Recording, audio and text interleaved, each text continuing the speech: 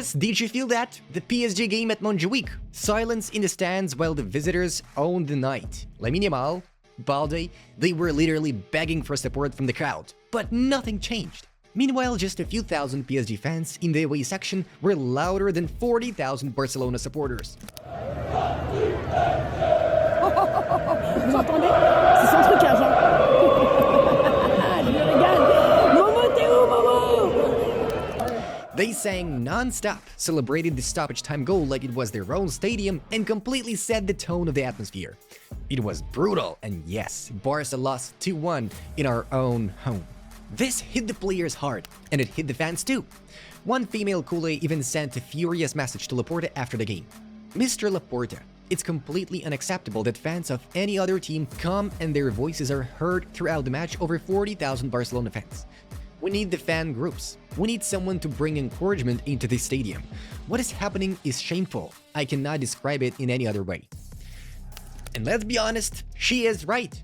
The closure of the Grada de Animación killed the heart of the atmosphere. Without groups like Peña Almogávares, Nostra Estenia, Supporters Barça, Front 532, Montjuïc feels dead. A stadium without a voice. The players are desperate for a change. Even Hansi Flick said it out loud. I hope that next year, at our home, we can experience an atmosphere like today. Imagine our coach praising the opponent's fan energy because our own was nowhere to be found. Next UCL game against Olympiacos? Again at Montjuïc, again without the true spirit of Camp Nou. So what about Camp Nou? Where is their return? And what's all that mess going on there? The Athletic has published an unbiased, truthful piece about the state of affairs with a return to Spotify Camp Nou, and it's not something you're gonna like. So here's what journalist Paul Bayus reported. The Champions League has returned to Barcelona, but not to Camp Nou. Instead of our true home, it's Montjuïc once again. And even though we keep hearing just a little longer, we've already been waiting almost a year for the return. Remember how in August the club promised we'll play the Joan Gamper at home? Promises, deadlines, press conference with contradictory statements. Club officials say, the stadium is ready, it's safe. The city council replies the very same day, no, it is not. This is circus. Because of these delays, the club hasn't even sold season tickets this year. Some matches has to be hastily moved to the Joan Cruyff Stadium with just 6,000 seats. Imagine that, Barca playing a home game at a tiny training ground. And playing at Montjuïc costs the club hundreds of thousands of euros per match. And all of this is happening against the backdrop of the biggest project in Barca's history, Espal Barça, with a price tag of 1.4 billion euros. And the club's total debt? 2.4 billion euros. How about that number? But you know what's the strangest thing? The socios aren't protesting. Yes, there is disappointment, there is criticism, but most show understanding, even resignation. For many, the main thing is simply to have a ticket to the game, even if it's not a Spotify Camp Nou. And here's the paradox.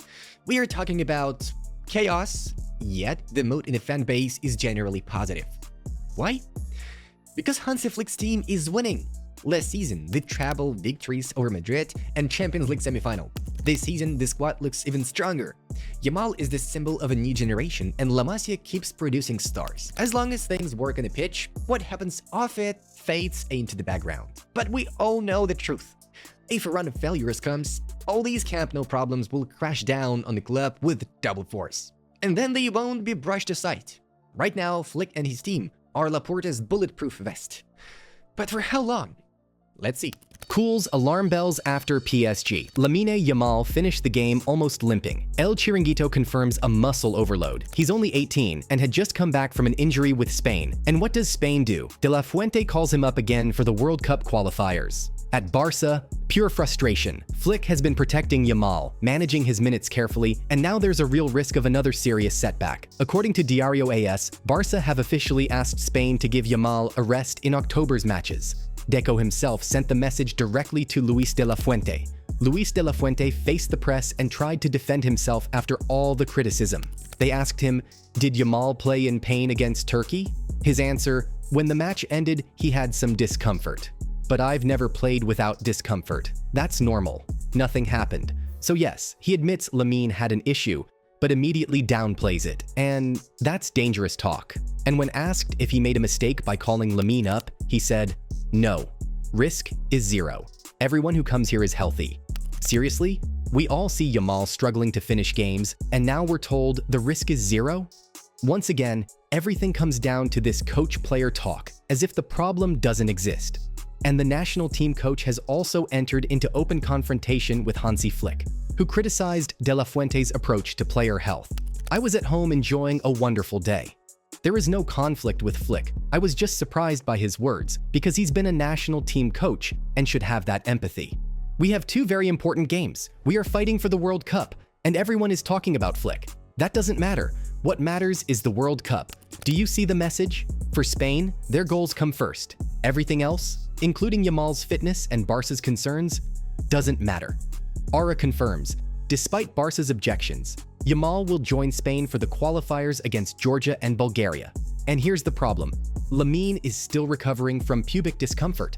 The club wanted him to stay in Barcelona and use the international break to continue his rehab. Barca already has a recovery plan in place, a balance of minutes on the pitch and therapy to avoid a setback or even surgery. And the frustration is real, because the last international break already ended with Yamal coming back injured.